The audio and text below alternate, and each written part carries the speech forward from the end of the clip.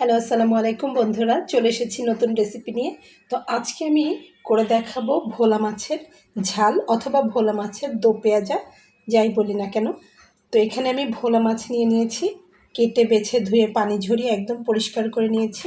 আর এটা রান্না করতে মূলত যা লাগবে সেগুলো এখানে নিয়েছি, এছাড়াও হলুদ লবণ ওগুলো আমি দেখাইনি।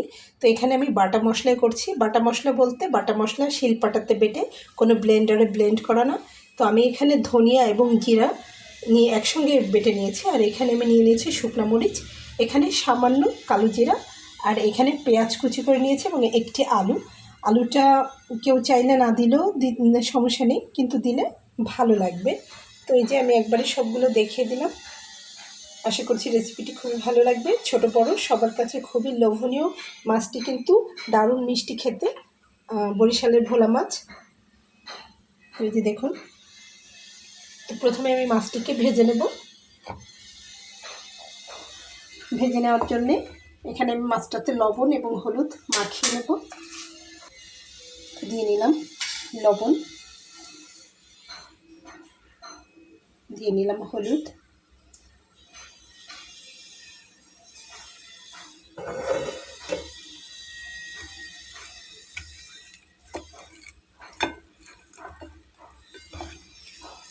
তো আমি মাছগুলোকে কিন্তু একদম আস্ত রেখেছি। এর গাটাকে কেটে কেটে কেচে কেচেও দিইনি এবং পেটটাও কিন্তু আমি কাটিনি। তো আমি মাছের নাড়ি ভুঁড়িটা বের করেছি উপর থেকে, অর্থাৎ মাছের এখান থেকে কানসা যে ফেলি সেখান থেকে কিন্তু নাড়িটা টান দিয়ে ফেলেছি। মাছটা কিন্তু এরকম গোটা রয়েছে। এরকম মাছ খুবই ভালো লাগে রান্না করলে, দেখতেও সুন্দর লাগে।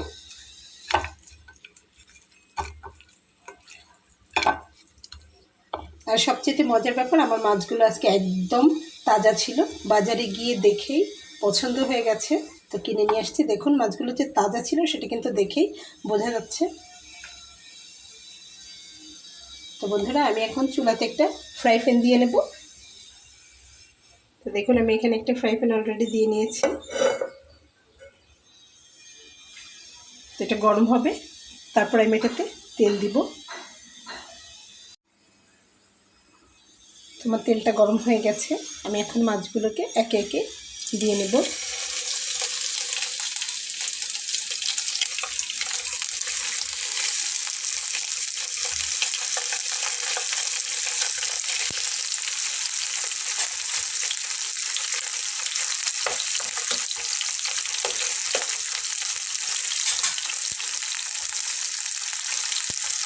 আমি একসঙ্গে অনেকগুলো মাছ দিব না, কারণ তাহলে উল্টাতে গিয়ে একটু ভেঙে যেতে পারে, নরম টাইপের মাছ।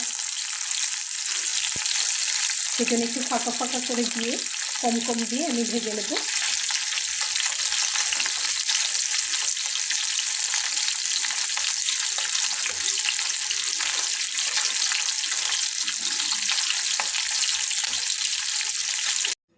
তো আমার মাছগুলো ভেজে নেওয়া হয়ে গেছে, একদম আস্ত রয়েছে, একটু ভেঙে যায়নি। মনে হলো ছোটোখাটো একটা যুদ্ধ জয় করার মতো আনন্দ। তো এখন আমি চুলাতে একটা কড়াই দিয়ে নিচ্ছি। চুলাতে আমি একটা কড়াই দিয়ে নিয়েছি, কড়াইটা গরম হয়ে গেছে।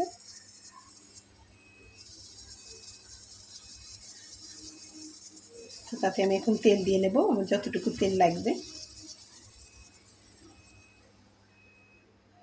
তো রান্নাটা আমি সয়াবিন তেল দিয়ে করছি, আপনারা চাইলে সরিষার তেল ব্যবহার করতে পারেন। তো এখন আমি এখানে পেঁয়াজগুলোকে দিয়ে নেব।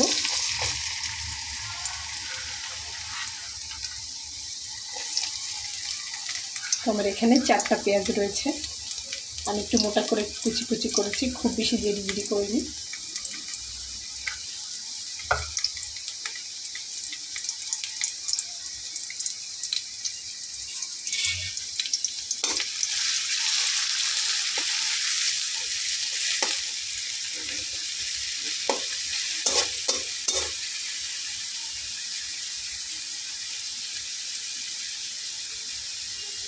তো যে কোনো রান্নায় পেঁয়াজটা একটু দ্রুত ভাজা হওয়ার জন্য তার ভিতরে একটু লবণ ছড়িয়ে দিলে কিন্তু ভাজাটা দ্রুত হয়। তো সেজন্য আমি দিয়ে নিলাম।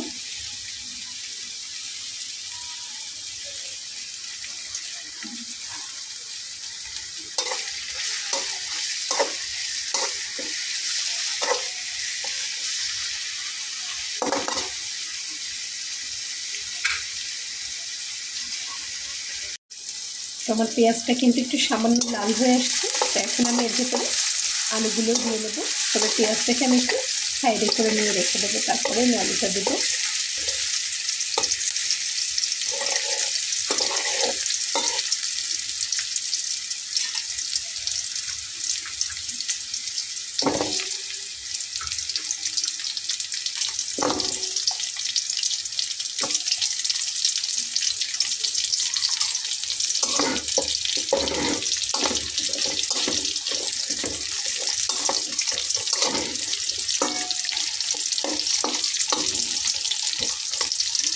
অর্থাৎ আলুগুলোকে আমি একটু ভেজে নেব। নরম মাছের ভেতরে আলুটাকে ভেজে দিলে সিদ্ধ হতে সময় কম লাগে এবং খুব ভালো লাগে খেতে স্বাদটা।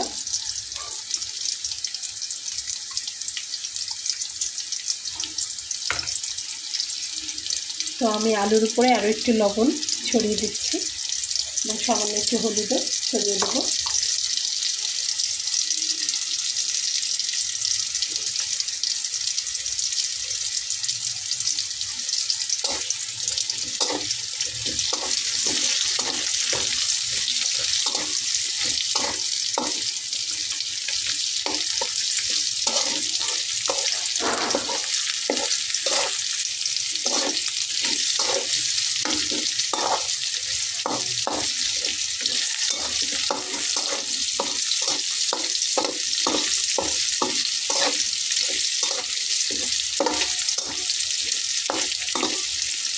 তো আপনারা চাইলে কিন্তু আলুটাকে আগে ভেজেও নিতে পারেন, তবে সেক্ষেত্রে একটু সময়টা বেশি লাগবে। তো আমি একদম শর্টকাট ওয়েতে দেখাচ্ছি কীভাবে অল্প সময়ের ভেতরে চমৎকার রান্নাটি কমপ্লিট করে নেওয়া যায়।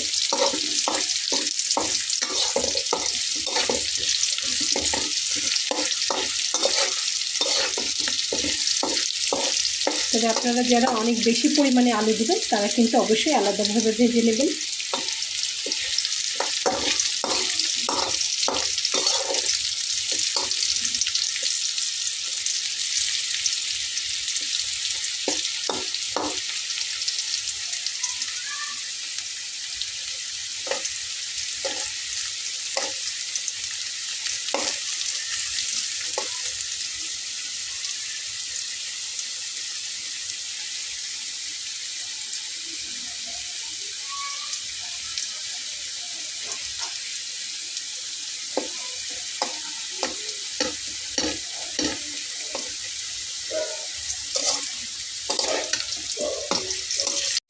আমার আলুটা কিন্তু ভাজা হয়ে গেছে, এর থেকে বেশি আমি আর ভাজবো না। এখন আমি পেঁয়াজটাকে মিলিয়ে দেবো।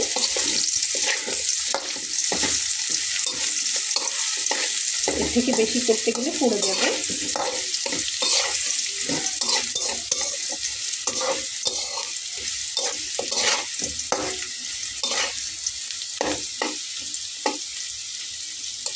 তো বন্ধুরা, আমি যখন মশলাটা শিলপাটায় বেটেছিলাম তখন এই যে দেখুন মশলার পানিটা, এখান থেকে আমি অল্প একটু পরিমাণ পানি ওঠার ভেতরে দিয়ে নিলাম। মশলা বাটার সময় আমরা একটা আলাদা পাত্রে পানি নিয়ে সেটা থেকে হাত দিয়ে দিয়ে পানি দিয়ে মশলাটা যখন বেটে নিই, তো সেই পানিটাকে আমি ফেলে দিই। তো এখন আমি এর ভেতরে বাটা মশলাগুলো দিয়ে দেবো। তো এখানে আমি নিয়ে নিয়েছি ধনিয়া এবং জিরা একসঙ্গে বেটে নিয়েছি। ধনিয়ার পরিমাণটা যেহেতু একটু কম থাকে, তো সেজন্য আলাদা করে না বেটে জিরার সঙ্গে আমি দিয়ে নিয়েছি, দিয়ে নিলাম। তারপরে এখানে আমি মরিচটা দিয়ে নিয়েছি, দিয়ে নিলাম।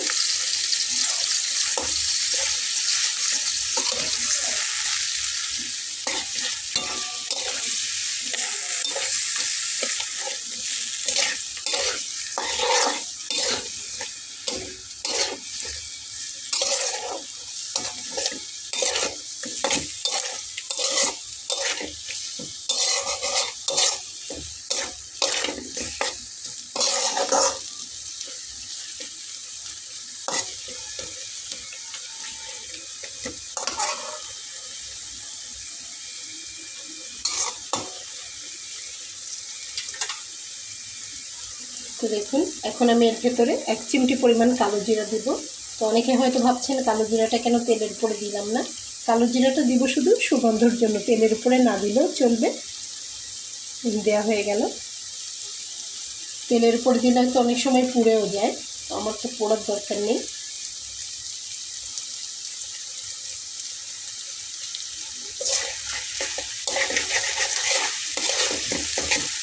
আবার আপনারা অনেকে না দিতে চাইলে স্কিপও করতে পারেন।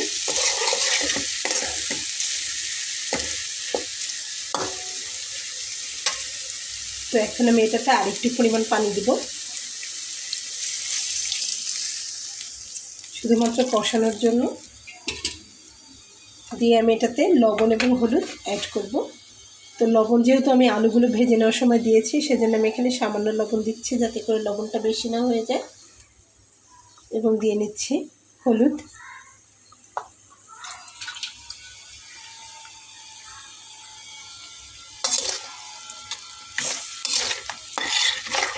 মশলাটাকে খুব ভালোভাবে আমি কষিয়ে নেব। কষানোর সঙ্গে আলুটাও সিদ্ধ হয়ে যাবে, ঠিক এভাবে আমি কষাবো।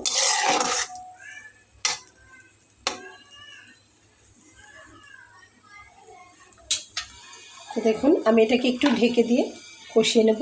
এই যে আমি ঢাকনা দিয়ে ঢেকে দিলাম।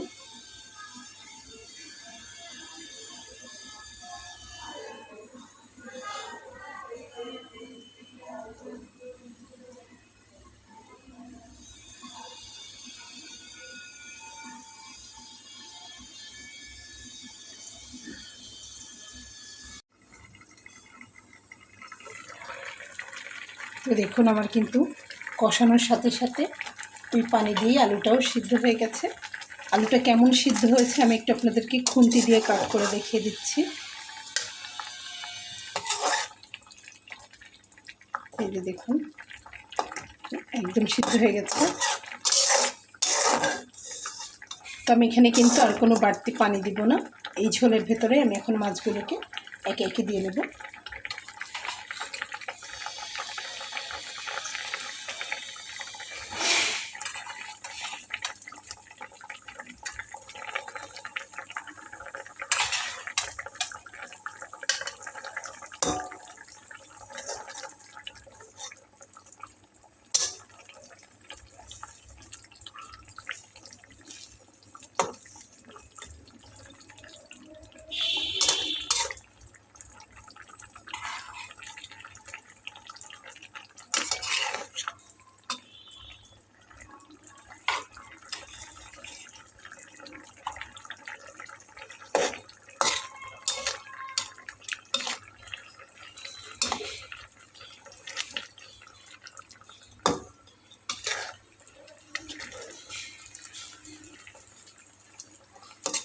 তো দেখুন আমি মাছগুলোর গায়ে মশলাগুলো খুব ভালোভাবে মাখিয়ে দিচ্ছি খুন্তির সাহায্যে।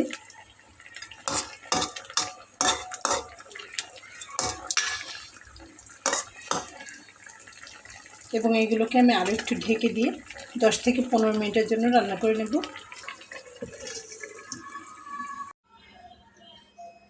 তো বন্ধুরা দেখুন আমার রান্নাটা কিন্তু কমপ্লিট হয়ে গেছে এবং আমি এটাকে একটু পাত্রে ঢেলে নিয়েছি টেবিলে দেওয়ার জন্য। তো আপনারা চাইলে এখানে ধনিয়া পাতা কুচি দিয়ে গার্নিশ করে নিতে পারেন, অথবা কাঁচা লঙ্কা দিয়েও আপনারা গার্নিশ করে নিতে পারেন। তো যেহেতু আমরা এক্ষুনি দুপুরের খাবারটা দিব, সেজন্য আমি আর গার্নিশ করলাম না। তো আশা করছি বন্ধুরা রেসিপিটা আপনাদের ভালো লেগেছে। রেসিপিটি যদি আপনাদের ভালো লেগে থাকে তাহলে আমার এই ছোট্ট চ্যানেলটিকে সাবস্ক্রাইব করে সঙ্গে থেকে যাবেন এবং অবশ্যই কমেন্ট সেকশানে এসে জানাবেন রেসিপিটা আপনাদের কেমন লাগলো। তো দেখা হবে পরবর্তীতে নতুন কোনো রেসিপি নিয়ে। সে পর্যন্ত ভালো থাকবেন। আল্লাহ হাফেজ।